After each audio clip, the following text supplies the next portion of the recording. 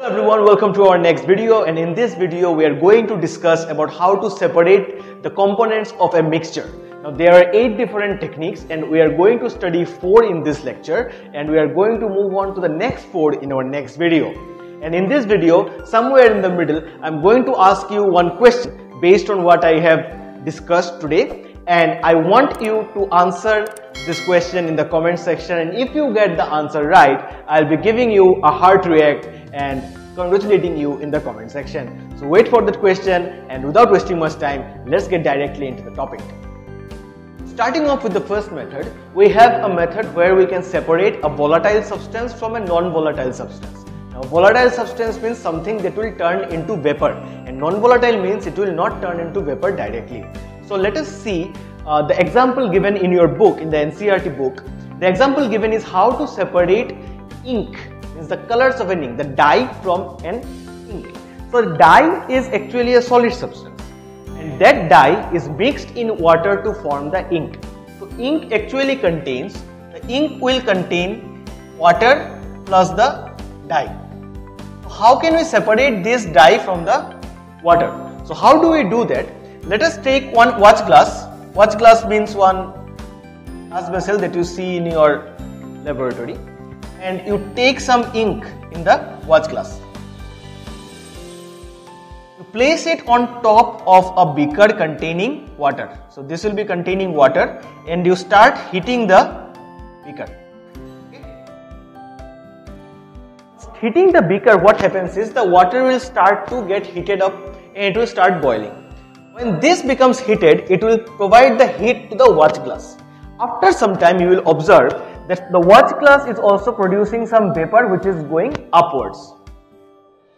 After passing some time, at the end of the process, what we will observe is, in this watch glass, we will have something stuck at the bottom of the watch glass. The remaining liquid is gone. The remaining liquid has evaporated out. That liquid that evaporated out is actually the water, and what is remaining here is the dye. That is how we separate volatile substances from involatile substances using the process of evaporation. So what we have done is evaporating the water from the dye. So we have done evaporation, which is the first technique of separation, by evaporating. So we need to have, for evaporation, the condition is that you need to have 2 types of substances, one which will convert into vapor and the other which will not convert into vapor. So here the dye is the substance which will never convert into vapor. It's not never, it will not convert into vapor at the boiling point of water. But the water will start evaporating when the water starts boiling. So at the boiling point of water, the water will move out, the dye will stay back at the watch glass, and that's how we can separate water from the dye. So that is the first method known as the evaporation. Now let's move on to the second method. Second method is how to separate cream from milk. Now cream is already present inside the milk, and they are the miscible substances. These 2 substances, cream and milk, they mix very well. So they are called miscible substances. And there are some immiscible substances, means which will never mix, just like oil and water. Oil and water never mix, so they are called immiscible. But if the substances are miscible, then how can we separate them? So what we have here is milk and the cream. So we have to separate this cream from the milk. So how do we do this? Now the principle that we apply here is that cream is more dense compared to the milk. Cream is denser than milk. That means it will be heavier, of course. How can we use this property of cream in separating? For this, you need to understand one technique called centrifugation, and I think you have studied about centrifugal force. So what does centrifugation means? Let us take a very simple example. Suppose you take one thread and you bind any piece of stone at the end. So you take one thread and you bind a stone at the end. So what you do with this, you start moving around the thread over your head. If you do that, if you start moving it around, it will actually create a circle. Stone will be moving in circles over the head. If the thread breaks in any portion of your moving around the thread, if the thread breaks, what happens? The stone will move out in the outward direction. It will never come inward. Okay. So if you start moving the thread with the stone, whenever it breaks, the stone will move out. It will never come in. That means the pressure is, or the force is always towards the outside. Okay, so that is the process that we will use, where all the force moves in one direction. So what we do, we have one machine called the centrifugation machine. Inside the machine, it looks something like this. Inside this machine, we have some chambers. Let's not keep it like this. Let's keep show only two chambers for the ease of understanding. So we have two chambers here. Okay, and they are connected to some. So what happens here now, if I pour milk on both these containers, I have poured milk. Now I want to separate the cream from this. So what I will do, I will switch the machine on. Once it is switched on, it will start moving. It will start rotating at a very high speed.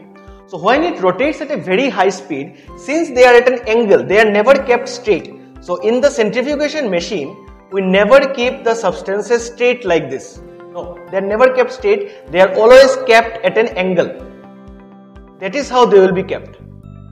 As a result, when they rotate, all the force goes towards the outside. Means the force will be towards this direction. When this moves, the force will be towards this direction, towards the outside of the vessel. What happens here is, since all the force is moving outside of the vessel, when it will rotate, the denser particle, means the one which is heavier, will settle down at the bottom, which is very obvious. The cream will settle down at the bottom here. Here the cream will settle down and the milk will stay on top of it.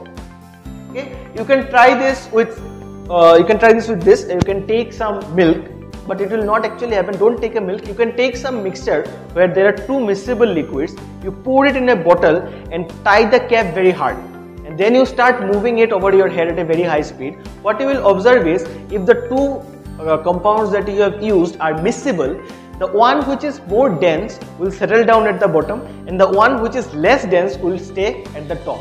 And this centrifugation method is used in all laboratories, all science laboratories, may it be biology, physics or chemistry. You will find centrifugation machines, because centrifugation is a very popular technique for separating out components in a mixture.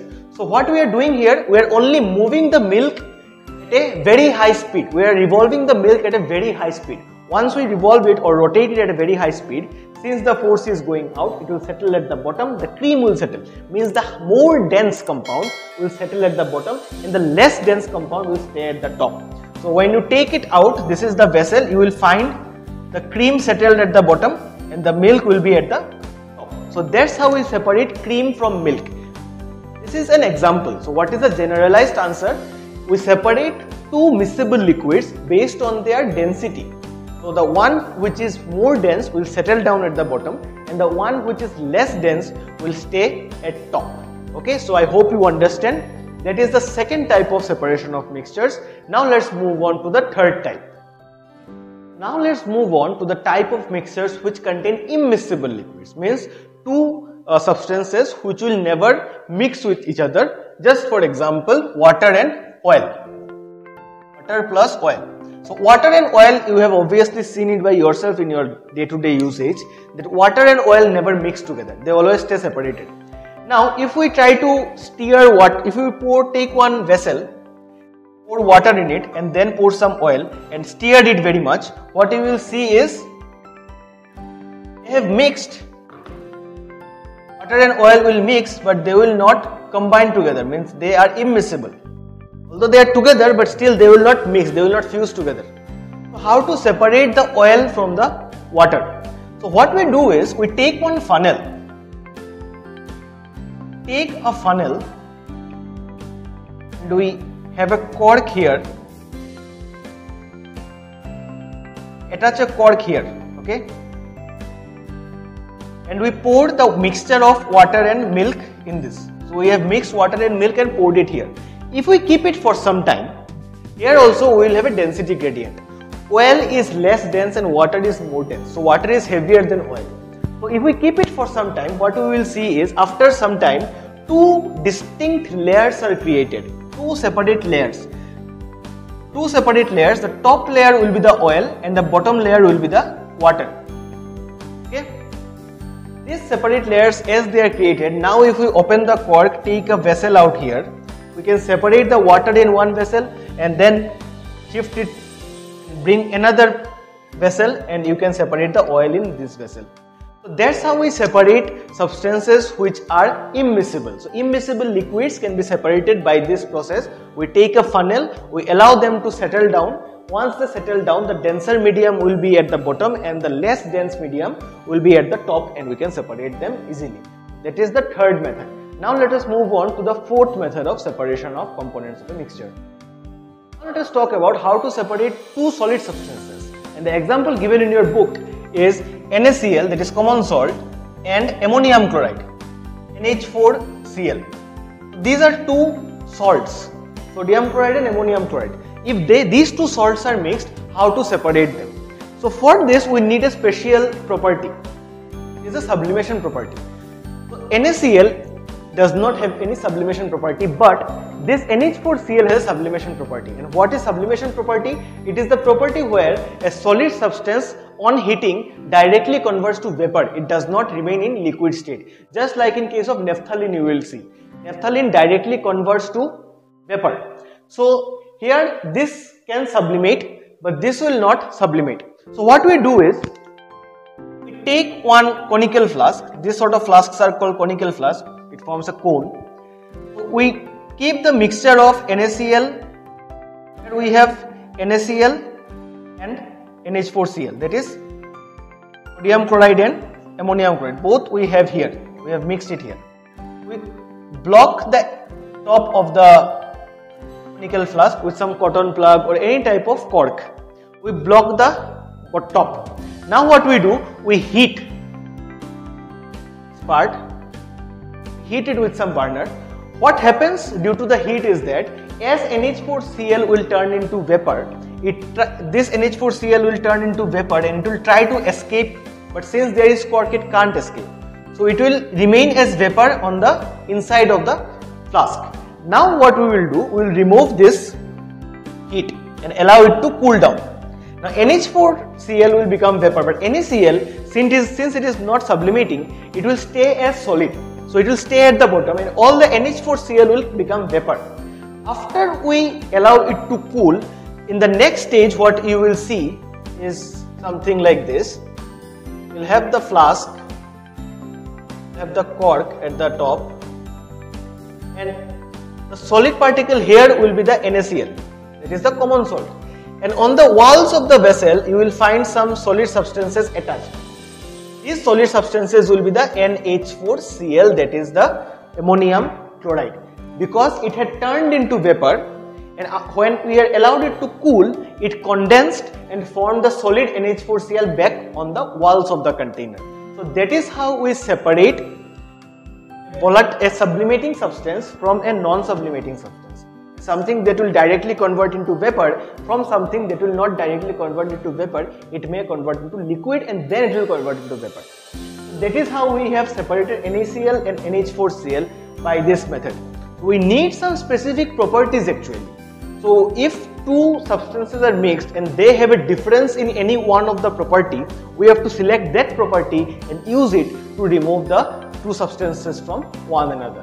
So these are the four methods that we have discussed today. In the next video, we are going to discuss about the remaining four. But wait a minute, as I had mentioned earlier, I will ask you one question before I end the video. So today's question is, if you have a mixture of common salt, this common salt with sand, neither sand is sublimating, it will not sublimate, neither is the NaCl sublimating.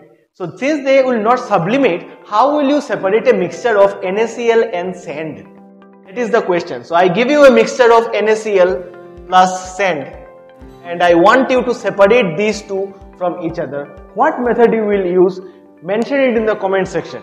And if you get the right answer, as I said, I'll give a heart and congratulate you in the comment section. So let's see how many of you can get this one right. I want you to give the best answer. Means there can be different methods, but I want you to give the easiest and simplest method to separate NaCl from sand. So that's all about today. I want you to answer in the comment section, and until our next video, cheers.